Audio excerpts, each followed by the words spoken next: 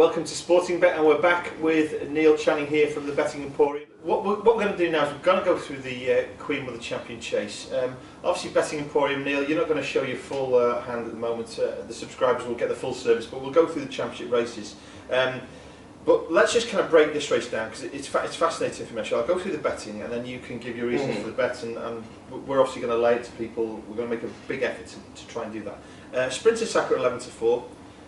For me, it doesn't look like it wants much of a fight, but I don't know, you may have a different opinion. Side Bougie 4-1, then Dodging Bullets 4-1. I know that horse has been good to you this year actually. Champagne Fever 7, Alpha Off 8, Hidden Cyclone 12, Uxisandra 14, and then it's about 20 bar Simply Ned and Special Tiara.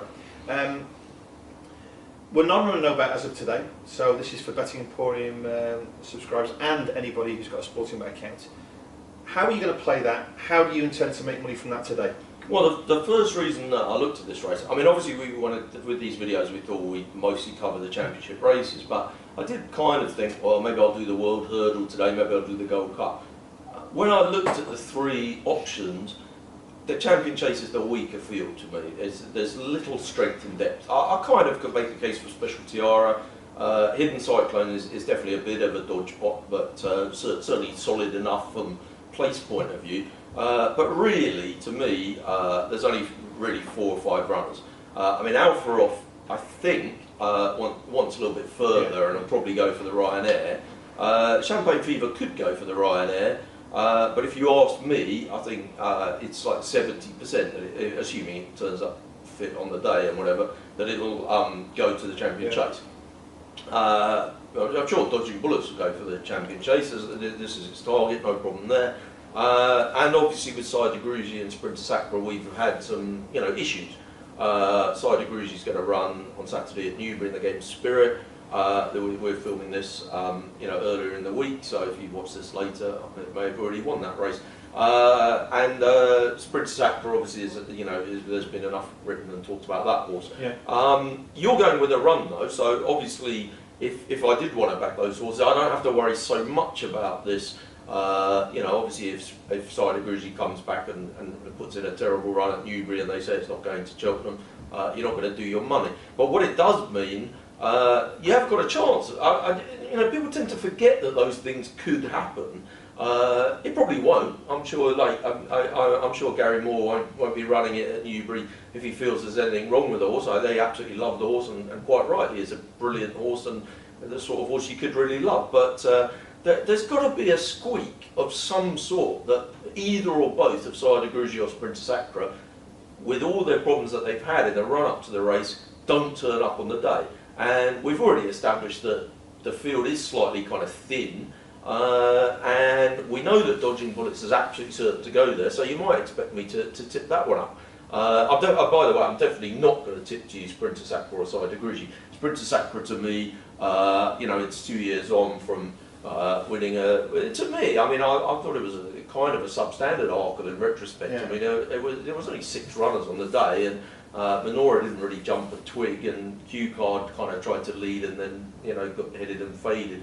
They're both horses that I quite like, that I've backed quite a lot of times. But as a punter, could you make any excuse for Sprinter Sacre at Ascot? Well, I mean, it came there. A lot of people said, "Oh, it'll either win or it'll be pulled up because it's not right," and then it did exactly the opposite of what everyone thought, and just kind of ran round, looking like it. At one stage, it might suddenly be the horse that we all remember, and then it turned out it wasn't.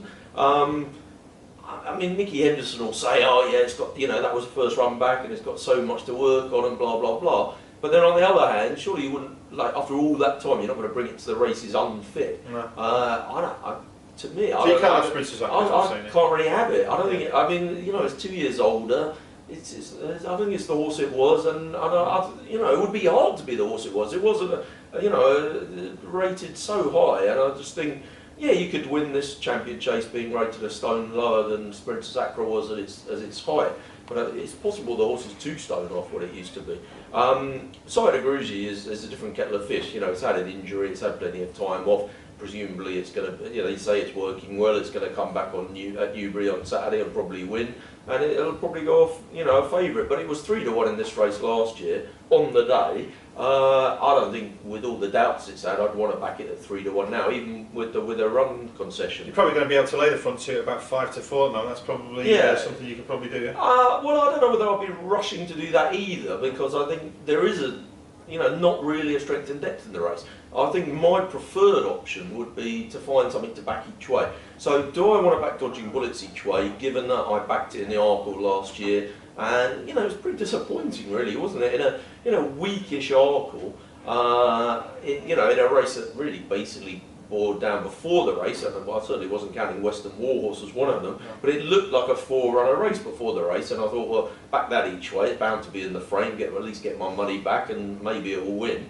Now we find out afterwards that it's had a big problem with ulcers last year. I don't know, that seems to be a theme, particularly with the Nichols horses, that they all had ulcers, they get the medication for the ulcers, and suddenly they're champion the Wonder Horse. I don't know, maybe I should get some of that stuff. I'm not going to back it. I just kind of feel like the horse, it's been great this year, but maybe the race at Ascot that it won kind of fell apart a bit, and maybe the other race it won this year kind of fell apart a bit. I don't know whether I feel like it's solid enough. I haven't really seen it chasing up that hill with the enthusiasm of some of the others. The horse that I love is Champagne Fever. There was one of your competitors who did some kind of totally idiotic thing of paying about 11 places in this race, the Supreme Novices Hurdle, a couple of years ago. And Champagne Fever was the horse that I decided was the best way to take advantage of that. So it owes me nothing, but despite that, I'm going to go back to the well with it. I think that the non-runner bet is a thing that people don't think about carefully enough, actually. The reason that this horse is 8-1 with some of your competitors who are not non-runner no bet is because there's a real big doubt about whether it runs in this race or the Ryanair. To me, the difference between having that insurance policy of knowing that it will run in this race or you get your money back should mean that it should be quite a lot shorter for this race, and particularly with the each way part, because if you remember the Arkle last year, this horse was jumping, I hate to use that expression, but it was jumping from fence to fence. I don't know what that means even, but anyway, I mean, if I was a bookmaker and I'd laid it at 7-4 for the Arkle, and actually I think I did, not for a lump, but I was kind of looking around floundering, thinking, well, what's going to come and beat it? And then this miracle came and Western Warhorse came and beat it. I got those out. But I just think, okay, it's had a few ups and downs along the way, but at Cheltenham, it's, the Supreme, it's bolted up that hill. The Arkle, it pretty much bolted up that hill. It just got beaten by some kind of freak. And if you took Western Warhorse out of the race, it's beaten everything else. Has it got enough pace, do you think? I think so, yeah, I think so. I think that, like you say, I think they'll make use of it. And I just think it's solid in the frame material. I'm getting 7-4 a place with you generous people at Sportingbet. And, 7-1 a win. Speculative element of the bet is the win part. The place is what I'm all about, because I do think there's like 5-6 runners in this race. And, I think 7-4. I think come the day, this horse could easily be 7-2, and it'll be 4-7 a place, and you'll be thinking, oh my God, Channing's really had us over here. Just very quickly, I just want to go on to one thing, because it's, Betting Emporium is about making money. You're a pro-punter. We're trying to make these videos a little bit different and actually giving people genuine information. But in terms of kind of staking plan, you've tipped up Jeski. A lot of people have followed you in there 6-1. We've laid. I'm sure the bookmakers have laid it each way 6-1 with everyone as well.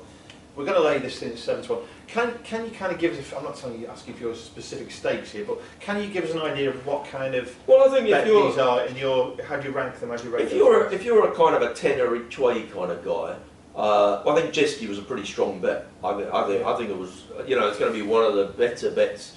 At this stage, I mean, like come the day of the race when I do my write-up for Betting Emporium, and you wake up in the day and it lands. You can access it on the site and whatever if you pay us the money. I may turn out to have 2 other bets in the race. Once I see the shape of the race on the day. But for now, at this moment, Jeski is a pretty strong bet. I really like it. If you're a tenner each way guy, you should be having a decent bet. You should be having 25 each way. For this one, actually, I'm talking myself into it. I was going to say it's kind of a normal bet, tenner each way. I think it might be almost as strong. It might be a 20 each way kind of bet. They're both The reason that I'm giving you these horses some weeks before the festival is because I really like them and I can see them shortening up. That's some really good information there from Neil. Obviously, he's giving me an idea of the staking plan as well. Make sure you get in touch with us here at Sportingbet, either through Betting Emporium or direct to myself. I'm at Sportingbet Russ on Twitter. Sportingbet Russ. Yeah, that's right. That's me. Russ.wiseman@sportingbet.com for email. And if you want to get in touch with Neil or Joe Beavers or any of the gang, yeah, I'm at Sensei Channing, SENSEI Sensei.